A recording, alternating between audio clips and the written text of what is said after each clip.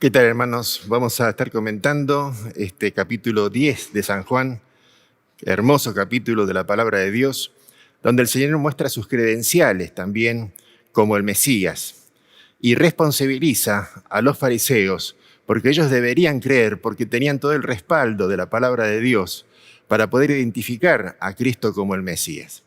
Pero no podemos desprendernos del capítulo 9, de lo que ocurrió en el capítulo 9, para ir entendiendo lo que dice este capítulo 10 de San Juan. Para resumirlo, en el capítulo 9 se muestra cómo llegó a convertirse, a recibir, a creer en Cristo, un hombre que había sido ciego de nacimiento. Y tuvo este encuentro con el Señor Jesús, y el Señor lo sanó y tuvo un conflicto inmediatamente con los fariseos, porque ellos veían que el que había sido ciego ahora podía ver y empezaron a investigar, llamaron a los padres no quisieron responsabilizarse, le dijeron a los fariseos, pregúntenle a él, y al final lo expulsaron de la sinagoga porque él había declarado que Cristo era el Mesías, ¿no es cierto? Y lo encuentra el Señor después de su sanidad, y es cuando este hombre que había nacido ciego y que ahora veía, llega a creer y a identificarse con el Señor Jesucristo. Y dice así, oyó Jesús que le habían expulsado, le estoy leyendo el versículo 35 del capítulo 9 para entender el capítulo 10. Y dice, oyó Jesús que le habían expulsado y hallándole, quiere decir que lo buscó a este hombre que había nacido ciego y a que ahora veía porque él lo había sanado, dice, y le dijo, ¿crees tú en el Hijo de Dios? ¿Crees tú? Y esta es la clave fundamental para la salvación, creer en el Señor Jesucristo.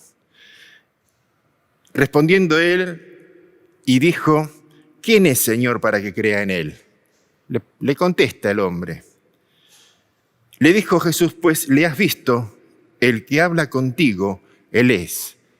Yo soy el Hijo de Dios, le está diciendo Cristo a este hombre. Y él dijo, creo, Señor, y le adoró. Dijo Jesús, para juicio he venido yo a este mundo, para que los que no ven vean y los que ven sean cegados. Entonces algunos de los fariseos que estaban con él, al oír esto, le dijeron, ¿acaso nosotros somos también ciegos? Y van entendiendo que el Señor se estaba dirigiendo a ellos cuando decía que había ciegos espirituales, que no lograban ver en él al Mesías, al Hijo de Dios.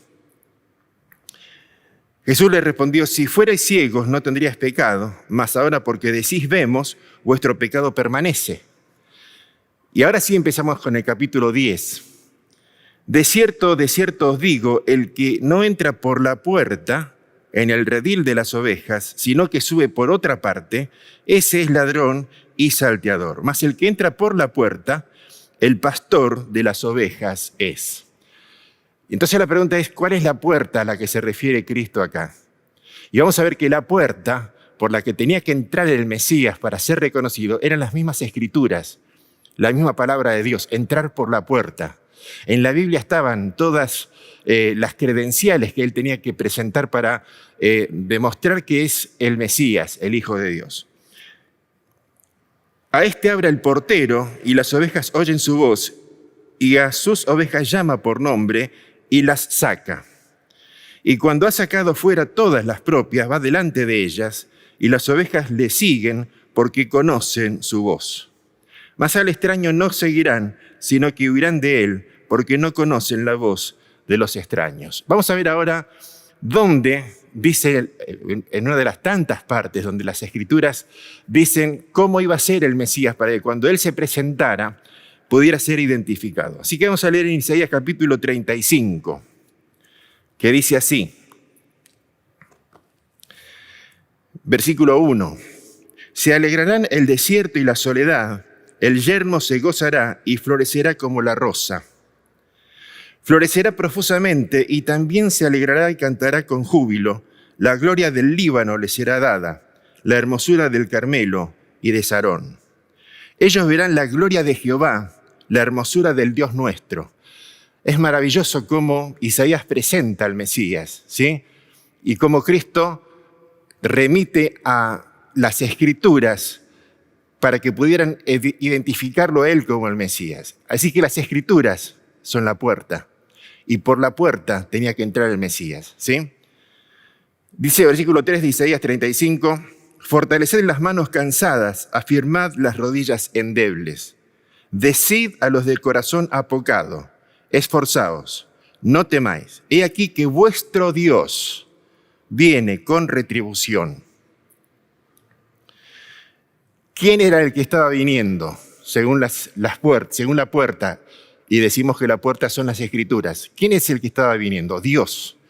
La profecía decía, decid a los de corazón apocado, esforzados no temáis, he aquí que vuestro Dios viene con retribución, con pago. Y escuchen, Dios mismo vendrá y os salvará. Va a venir Dios mismo, ¿sí? Entonces los ojos de los ciegos serán abiertos. ¿Cuándo los ojos de los ciegos iban a ser abiertos? Cuando Dios hubiera llegado a la tierra. Dios mismo vendrá. ¿A dónde? A la tierra, a nuestro mundo. Dios iba a venir. Eso es lo que estaba diciendo las Escrituras, la profecía bíblica, la puerta a la que se refería el Señor. El Mesías tenía que entrar por la puerta, ¿sí? Y dice acá, entonces versículo 5, entonces los ojos de los ciegos serán abiertos. ¿Y qué había pasado con este hombre que había nacido ciego en el capítulo 9 de San Juan? Dios había venido y lo estaba demostrando abriendo los ojos de los ciegos, ¿sí? Y en este caso, este ciego, el Señor había sanado a muchísimos ciegos. Bartimeo fue otro ciego, por ejemplo, que fue sanado por el Señor. Quizás miles de ciegos, pero este ciego demostraba ante los ojos de estos fariseos que lo conocían, porque estos mismos fariseos podían escuchar de otros ciegos, podrían no creerlo, pero ese ciego lo conocían, ¿sí? A ese ciego lo conocían, lo habían visto muchas veces, había nacido ciego, era conocido este hombre en ese lugar. Y a una persona conocida de haber sido ciego, ¿sí? Haber nacido ciego, a esa persona Cristo lo sanó. Y con eso estaba demostrando lo que se había profetizado en Isaías 35. Dios mismo vendrá y os salvará. Entonces los ojos de los ciegos serán abiertos. Y sigue diciendo acá, y los oídos de los sordos se abrirán. El Señor sanaba a los sordos también. Por eso la gente lo seguía. Muchos no por creer en Él, sino por las sanidades. ¿Sí? Es más, el Señor, después de hacer tantos milagros, un día se dio vuelta porque la multitud lo seguía y dijo, ustedes me siguen porque lo sané. No era porque lo seguían por Él mismo. ¿Sí? Entonces los ojos de los ciegos serán abiertos y los oídos de los sordos se abrirán. Entonces el cojo saltará como un ciervo. Los paralíticos eran sanados. Por eso los seguían tantas multitudes. Y cantará la lengua del mudo. Los mudos también eran sanados. ¿Sí? Porque aguas serán cavadas en el desierto y torrentes en la soledad. Entonces, esta es la puerta, las Escrituras. Y por estas Escrituras entraba el Mesías. Y lo estaba demostrando. No podían negar este milagro. No, era imposible. Por eso es que hicieron tanta investigación en el capítulo 9, los fariseos, y aún con la evidencia ante sus propios ojos, igual rechazaron al Mesías, al Hijo de Dios. Pero este ciego no lo rechazó porque en él mismo se estaba cumpliendo el milagro, en él mismo, ¿sí? Y por eso él pudo decir, yo no sé, en su momento cuando le preguntaban si este hombre viene o no de Dios, pero yo lo único que sé es que a mí me dio la vista, ¿sí? Y qué hermoso que también los creyentes, los hijos de Dios, podemos decir lo mismo. Yo no sé muchas cosas, pero una sola cosa sé, que a mí me transformó la vida. Que yo tengo nueva vida en Cristo. Que mi mente fue transformada, mi corazón fue transformado. Ahora tengo esperanza de vida eterna. Ahora Dios me habla y me está pastoreando, ¿sí? Porque es el tema de este capítulo 10. Ahora tengo un pastor. Como decía David, Jehová es mi pastor, nada me faltará. En lugares de delicados pastos me hará descansar. Confortará mi alma, ¿sí? Mi alma. Me guiará por senda de justicia por amor de su nombre. Tenemos guía, tenemos alimento, tenemos esa atención constante de Dios, esa mirada sobre nosotros, porque Dios nos ama, cuidándonos, guiándonos. Así que este capítulo 10 habla de un tema maravilloso. Cristo es nuestro pastor. ¿Y cómo son las características de las verdaderas ovejas? Porque hay ovejas o hay personas que se hacen como si fueran ovejas de Cristo y no lo son, ¿sí? Entonces dice acá, de ciertos digo, el que no entra por la puerta, y ya dijimos que la puerta son las Escrituras, en el redil de las ovejas, sino que sube por otra parte, este es ladrón y salteador. Están los que no son, ¿sí? Los que se hacían pasar por el Mesías y no lo eran, ¿no es cierto? Mas el que entra por la puerta, por las Escrituras, el pastor de las ovejas es. A este abre el portero y las ovejas oyen su voz y a sus ovejas llama por nombre y las saca. A nosotros, los hijos de Dios, Cristo nos sacó del mundo, nos trasladó de la potestad de las tinieblas al reino de su amado Hijo. Nos rescató, nos sacó, ¿sí? Y constantemente nos está sacando de este mundo, de la influencia de Satanás. A este abre el portero y las ovejas oyen su voz y a sus ovejas llama por nombre y las saca. Y cuando ha sacado fuera todas las propias, va delante de ellas y las ovejas le siguen porque conocen su voz. Hay un video que se lo recomiendo. La verdad que yo no conozco mucho de técnica en todo esto, ni de tecnología, pero está cuando se hace una demostración que había un grupo de ovejas y el desafío era, bueno, a ver a ese grupo de personas, que era un grupo de turistas, a ver si le gritaban a esas ovejas, a quién le iban a hacer caso las ovejas. Y todos le gritaban de una y de otra forma y las ovejas seguían pastando. Hasta que vino el pastor, ¿sí? Y con un sonido específico, ¿sí? Hizo que las ovejas levantaran su cabecita cada una y vinieran corriendo donde estaba el pastor, ¿sí? Y demostrando así que las ovejas, los animalitos, reconocen la voz del pastor, no de cualquier persona, la voz del pastor. Por eso, qué hermoso que nosotros nos ejercitemos en cómo es la voz de Cristo, cómo es la voz de Dios, cómo es la voz del Espíritu Santo, especialmente para tomar decisiones, ¿sí? Las ovejas verdaderas de Cristo conocen su voz porque reconocen la voz del Espíritu Santo cuando habla en cada uno de nosotros, ¿sí? Mas al extraño no seguirán, sino que huirán de él, porque no conocen la voz de los extraños. Esta alegoría les dijo Jesús, pero ellos no entendieron qué era lo que les decía. Volvió pues Jesús a decirles, de cierto os digo, yo soy la puerta de las ovejas. Y aquí vamos a ver cómo unimos estas dos ideas. Dijimos que la puerta de las ovejas eran las Escrituras, ¿sí? ¿Por qué? Porque tenía que coincidir con las profecías bíblicas en la persona del Mesías para que se los pudiera reconocer. Pero ahora Cristo dice acá, yo soy la puerta de las ovejas. Él es la palabra misma de Dios. En el principio era el Verbo, y el Verbo era con Dios, y el Verbo, la palabra, era Dios. La palabra y Cristo son lo mismo. Yo soy la puerta, yo soy la palabra, ¿sí? Es algo difícil de explicar, pero sencillo cuando lo leemos en las Escrituras, ¿sí? Volvió pues Jesús a decirles, de cierto os digo, yo soy la puerta de las ovejas. Todos los que antes de mí vinieron, ladrones son y salteadores, pero no los oyeron las ovejas. Yo soy la puerta, el que por mí entrare será salvo, y entrará y saldrá y hallará pastos. Tenemos la palabra escrita, que la tenemos en la Biblia, ¿sí? Misteriosamente, la palabra de Dios es Cristo mismo. Otra vez repito el versículo, justamente de Juan 1, capítulo 1. En el principio era el Verbo, y el Verbo era con Dios, y el Verbo era Dios. Y la palabra verbo, logos, es justamente cómo se identifica a Cristo, la palabra. Él es la palabra viva, esta es la palabra escrita, y coinciden, ¿sí? La palabra escrita coincide con la palabra viva. Él es la palabra. Y la única forma de entrar al reino de Dios es creyendo en la palabra de Dios y creyendo en la persona de Cristo, ¿sí? Yo soy la puerta, del que por mí entrare será salvo, y entrará y saldrá y hallará pastos. El ladrón no viene sino para hurtar y matar y destruir.